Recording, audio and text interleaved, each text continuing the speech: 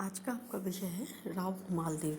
मालदेव मारवाड़ का राजा था। मारवाड़ में मालदेव से पहले जो राजा हुए उनके विषय में आप इससे पहले पढ़ चुके हैं। मालदेव ने मारवाड़ पर 1532 से 1562 ईस्वी तक शासन किया।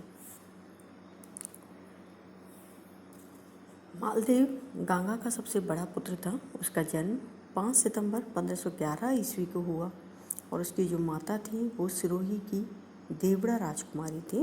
देवड़ा राजा था जगमाल, उसकी पुत्री थी। गंगा के शासनकाल में ही गंगा ने मालदेव को जिम्मेदारियां देना शुरू कर दिया था। एक के बारे में आपको बताया भी गया है कि खानवा के युद्ध में गंगा ने मालदेव को सांगा की सहायता के लिए भेजा था और सांगा को बसवा तक सकुशल पहुंचाने वालों में मालदेव भी एक था। दूसरा, जब सोजत विजय की गंगा ने और सेवकी का युद्ध किया तो उसमें उसने मालदेव को भेजा था और मालदेव ने ही इन युद्धों को एक तरह से जीता था।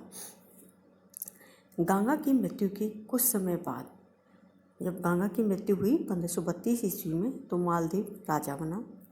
मालदेव के राजा बनने के समय में उसे केवल जोधपुर और सोजत, ये ही दो परगने प्राप्त हुए थे। इसका कारण ये था कि राठौड़ों में स्वजातीय सम्मान तो था, लेकिन राठौड़ इस बात को मानने को तैयार नहीं थे कि वो किसी केंद्रीय सत्ता के अधीन आते हैं। जितने भी मारवाड़ के अंतर्गत आने वाले परगने थे वे लगभग स्वतंत्र हो चुके थे। वो जोधपुर के राजा को सिर्फ अपना कुलीय नेता मानकर उसकी सत्ता को स्वीकार करते थे, लेकिन आंतरिक रूप से लगभग स्वतंत्र थे। इसका कारण ये था कि इन राठौर सरदारों ने या इनसे पहले के उनके पूर्वजों ने इन क्षेत्रों को जीता था, या फिर जोधपुर राज्य की सहायता मिली या ना मिली, उनकी सहायता के बिना इन क्षेत्रों को जीता और इसीलिए वो अपने शक्ति के आधार पर इन क्षेत्रों पर अपना अधिकार जमाए हुए थे। तो वो इस बात को मानने के लिए कतई तैयार नहीं थे कि इन क्षेत्र उन्हें मारवाड़ की सत्ता के अधीन आना है।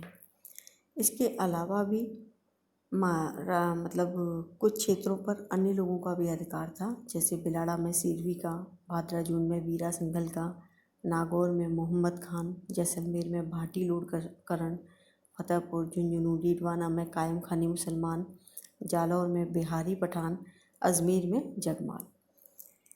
लेकिन मालदेव एक महत्वाकांक्षी राजा था। जैसे जैसे आप पढ़ेंगे तो आप जानेंगे कि मालदेव ने किस तरह से एक विशाल साम्राज्य की स्थापना की अपनी मृत्यु के समय तक। मालदेव की इन्हीं योग्यताओं के कारण अबुल फजल बदायूं ने निज़ामुद्दीन जैसे इतिहासकारों से हिंदुस्तान का हशमत वाला शासक कहते हैं। इसे याद रखिएगा, हशमत वाला राजा या शासक। अब जिस समय में मालदेव राजगद्दी पर बैठा उस समय में परिस्थितियाँ क्या थी। 1531 ईस्वी, सबसे पहले हम दिल्ली की परिस्थिति देखेंगे, क्योंकि दिल्ली की परिस्थितियाँ जैसे भी हो किसी भी क्षेत्र की परिस्थितियों पर इस समय प्रभाव डालती थी। 1531 ईस्वी में यह बैठा है, 1531 या 32 ईस्वी में। तो इस समय में 1530 में बाबर की मृत्यु हुई, हुमायूं गद्दी पर बैठा और हुमायूं को इतना योग्य राजा नहीं कहा जाता, क्योंकि हुमायूं ने 1530 से 1540 ईस्वी तक अपने प्रथम चरण में भारत पर शासन किया था और ये उसका पूरा समय गुजरात के बहादुर शाह और बिहार और बंगाल में शेर शाह के साथ युद्ध करने में व्यतीत हुआ और अंत में शेर शाह ने उसे गद्दी से ही हटा दिया। राजस्थान की बात यदि हम करें तो राजस्थान में सांगा 1528 ईस्वी में खानवा का युद्ध हार चुका था और चंदेरी के युद्ध के लिए जब वो जा रहा था तो उस समय में उसकी मृत्यु हो गई। सांगा की मृत्यु के बाद मेवाड़ में भी कोई सर्वोच्चता या मेवाड़ इतना पराक्रमी नहीं रह गया था, क्योंकि राणा रतन सिंह का राज्याभिषेक हुआ सांगा की मृत्यु के बाद, उनकी मृत्यु हो गई। उसके बाद विक्रमादित्य को राजा बनाया, लेकिन बनवीर ने, दासी पुत्र था बनवीर, आप लोगों ने पन्ना दहाया और बनवीर का किस्सा सुना होगा। बनवीर ने विक्रमादित्य की हत्या कर दी और किसी तरह से उदय सिंह को जीवित बचाकर वहाँ से ले जाया गया। बाद में उदय सिंह यहाँ का राजा बना। तो मेवाड़ के राजा जो थे वो अपनी आंतरिक समस्याओं में ही उलझे हुए थे, तो ऐसे में मालदेव के पास एक बहुत अच्छा ऑप्शन था। पूर्वी राजस्थान में आमेर के कछवाहा राजपूतों का शासन था। लेकिन उनमें भी आपसी कलह थी और कायम खानी मुसलमानों के साथ उनका लंबा संघर्ष चल रहा था। तो ऐसे में उनका भी इतना ध्यान नहीं था कि वो मारवाड़ पर या अन्य ओर ध्यान दे सके।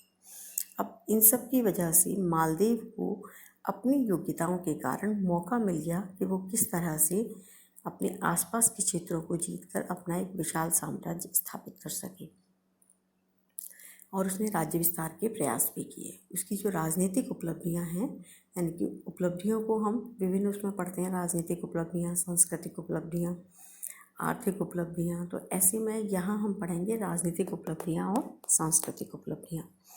जब हम राजनीतिक उपलब्धियों की बात करते हैं तो राजनीतिक उपलब्धियों में सबसे पहले चीज़ आती है कि मालदीव ने किस तरह से अपने राज्य का विस्तार किया।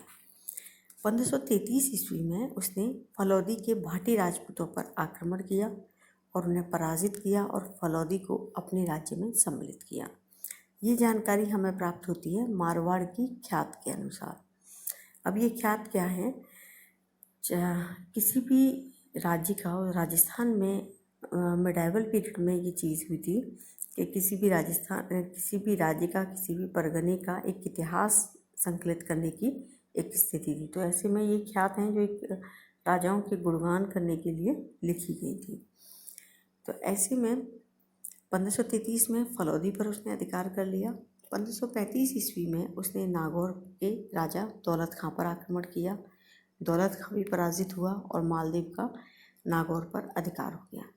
ये बात अलग है कि यह अधिकार जो था वो अस्थिर था। नागौर के खान ने कुछ समय बाद ही मालदीव के सैनिकों को नागौर से हटा दिया और नागौर पर अधिकार कर लिया।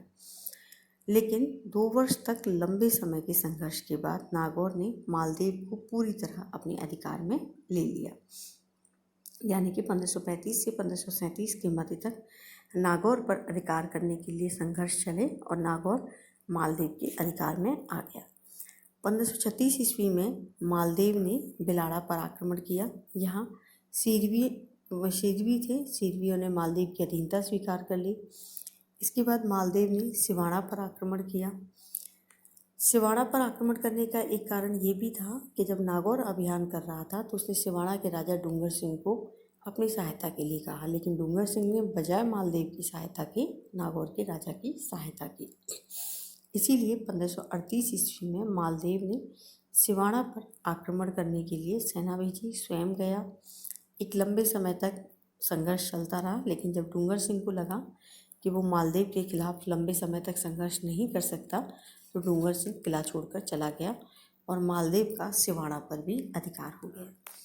अब इसके पश्चात आसपास के क्षेत्रों पर विजय करने के बाद मालदीव ने अपना अगला निशाना बनाया भादराजून और रायपुर पर।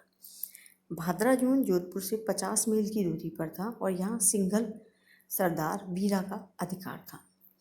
सिंघल जाति थी और उनका अधिकारी था वीरा।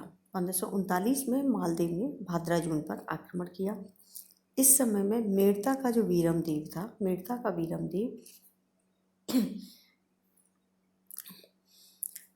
वीरमदेव ने मालदीव का साथ दिया। ये इसलिए महत्वपूर्ण है क्योंकि आगे चलकर यही उसका शत्रु बन गया था।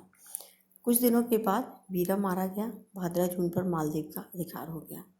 अब मालदीव ने रायपुर के सिंघलों पर आक्रमण किया। यहाँ भी रायपुर पर भी उसने आसानी से अधिकार कर लिया। भादराजून और रायपुर पर अधिकार करने के बाद उसका अगला निशाना बना जालौर। जालौर पर बिहारी पठानों का अधिकार था और उनका नेता था सिकंदर खां। मालदीव ने जालौर के राजा सिकंदर खां को उसके शत्रु बलोचियों के विरुद्ध सहायता दी थी, लेकिन सिकंदर खां अब मालदीव की उस सहायता को भूल गया और मालदीव को ही समाप्त करने की बातें करने लगा। जब मालदीव को इस बारे में पता चला कि सिकंदर खां उसका ही शत्रु हो रहा है तो उसने 1540 ईस्वी में जालौर पर आक्रमण कर दिया। सिकंदर खां को कैद कर दिया, यहाँ उसकी मृत्यु हो गई और जालौर को मारवाड़ में सम्मिलित कर लिया।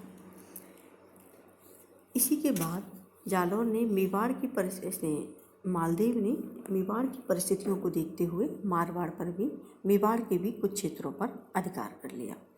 इन क्षेत्रों में थे बदनौर, कुर्सीथल, बीसलपुर, मदारिया, नाडौल, जहाजपुर। इन क्षेत्रों को उसने अपने सामंतों को जागीर के रूप में दे दिया। इस तरह से उसका साम्राज्य जो था वो बढ़ गया। नैन्सी की ख्यात और वीर विनोद दोनों ये कहते हैं, नैन्सी की ख्यात के लेखक हैं मनोज नैन्सी और वीर विनोद के लेखक हैं श्यामल दास। इन दोनों के ही नाम आप याद रखिएगा। वो ये कहते हैं कि बनवीर के विरुद्ध मालदेव ने उदय सिंह को सहायता दी थी और इसीलिए उदय सिंह मेवाड़ की गद्दी को प्राप्त करने में सफल हुआ और इसी सहायता के बदले उदय सिंह ने अपने कुछ क्षेत्र जो थे वो इसको दिए थे। और कुछ लोग ये कहते हैं लेकिन ये कुछ समय के बाद दोनों में वैमनस्य हो गया और इसका कारण था कि जैत सिंह की छोटी पुत्री जो मालदेव की साली थी, मालदेव उससे विवाह करना चाहता था लेकिन उसका विवाह उदय सिंह के साथ हो गया और इसीलिए मेवाड़ और मारवाड़ के मध्य आपसी वैमनस्य हो गया। इसके बाद मालदेव का अगला निशाना बना मेड़ता। मेड़ता का राज्य गंगा सिंह ने बरसिंह और दूधा को दिया था। बरसिंह की मृत्यु के बाद राव दूधा मेवाड़ के शासक मेड़ता के शासक बने और दूधा के बाद वीरमदेव राजा बना। गंगा के शासनकाल में एक हाथी को लेकर राजकुमार मालदेव और वीरमदेव में वैमनस्य उत्पन्न हुआ था और मारवाड़ के सिंहासन पर बैठने के बाद मालदेव ने वीरमदेव को नष्ट करने का निश्चय किया।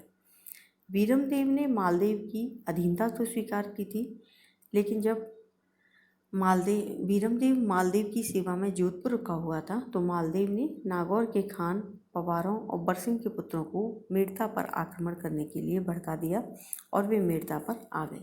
जब वीरमदेव को उनके आक्रमण की सूचना मिली तो वह चुपचाप मेड़ता पहुंच गया और आक्रमणकारियों को भगा दिया। लेकिन मालदेव के शासन के प्रारंभिक वर्षों में गुजरात के बहादुर शाह ने अजमेर पर आक्रमण कर उसे जीत लिया। वहां अपने अधिकारियों को नियुक्त कर वापस लौट गया। बहादुर शाह के लौटते ही वीरमदेव ने अजमेर को जीत लिया। इससे मालदेव को वीरमदेव से वैमनस्य या ईर्ष्या हो गई और उसने वीरमदेव को ये कहा कि वह अजमेर को मालदेव को दे दे। वीरमदेव ने मना कर दिया और इसीलिए मालदेव ने मेड़ता पर आक्रमण कर दिया। मेड़ता पर मालदेव का अधिकार हो गया और मेड़ता से निकलने के बाद वीरमदेव ने यहाँ पर आक्रमण कर उसे जीतने की कोशिश की, लेकिन मालदेव के सरदार थे जेता और कुपर, उन्होंने उसे वहाँ से हटा दिया और इसीलिए वीरमदेव जो था वो शेरशाह की शरण में चला गया।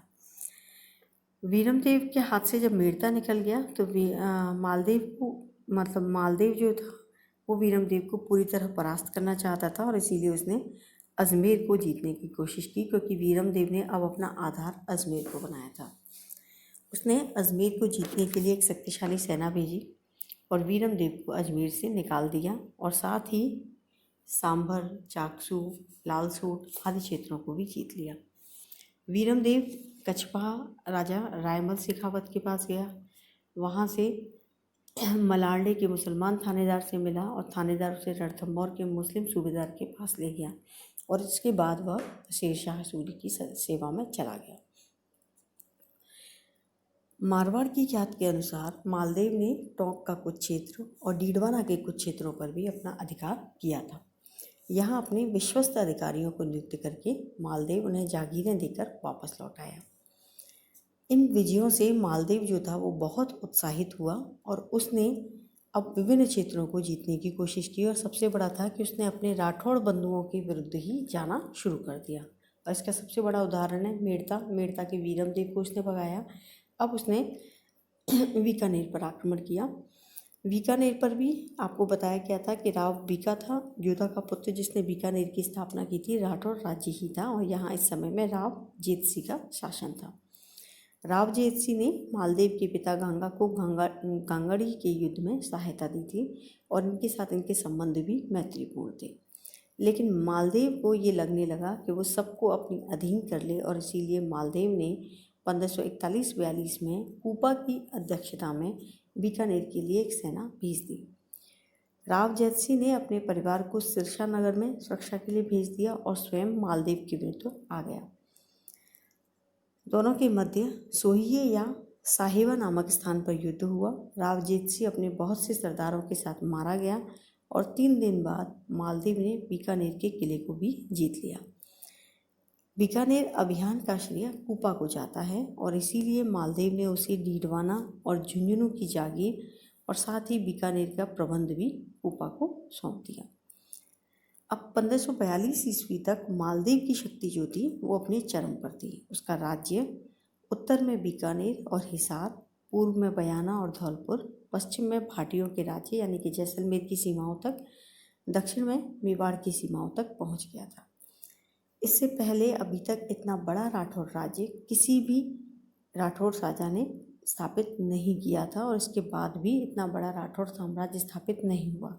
यानी कि राठौड़ों का हम एक योग्य और सबसे शक्तिशाली राजा मालदीव को इस समय कह सकते हैं, क्योंकि मालदीव ने अपने स्वजातीय भाइयों को भी अपने नियंत्रण में कर लिया था। और ये अलग बात है कि अपनी सर्वोच्चता को स्थापित करने के लिए उसे दृढ़ और कठोर आचरण अपनाना पड़ा और इसीलिए उसने मारवाड़ और उसके आसपास के दुर्गों जैसे मेड़ता, अजमेर, सिवाड़ा, जालौर, नागौर, भादरा-जून, बीकानेर आदि पर अपना अधिकार कर लिया। मालदीव ने हालांकि एक चीज़ यहाँ जो माइनस पॉइंट था मालदीव का, जिसकी वजह से मालदीव को आगे चलकर असफलता भी देखनी पड़ी, मालदीव में प्रतिभा और कूटनीतिक कुशलता, दूरदर्शिता का अभाव था। उसने अपने राठौड़ और मेवाड़ के साथ वैमनस्यता करके अपने सहयोगियों की संख्या कम कर दी और अपने विरोधियों की संख्या बढ़ा दी। जैसे जेतसी का पुत्र था कल्याणमल, जो बीकानेर का राजा था। कल्याणमल शेरशाह की सहायता में चला गया। वीरमदेव शेरशाह के पास पहुंच गए और उन्होंने मालदीव के विरुद्ध शेरशाह को सहायता दी। और इस प्रकार से जब शेरशाह ने आक्रमण किया मालदीव पर, तो मालदीव को कुछ समय के लिए अपना राज्य खोकर छोटे से स्थान पर ही संतोष करना पड़ा। अब इसके बाद हम पढ़ेंगे मालदीव के दिल्ली के राजाओं के साथ संबंध। ठीक है, इस वीडियो में आपको यहीं तक पढ़ाया गया है कि मालदीव ने किस प्रकार से मारवाड़ का विस्तार किया और मारवाड़ को राजस्थान के तत्कालीन सर्वोच्च राज्य के रूप में परिवर्तित कर दिया। धन्यवाद।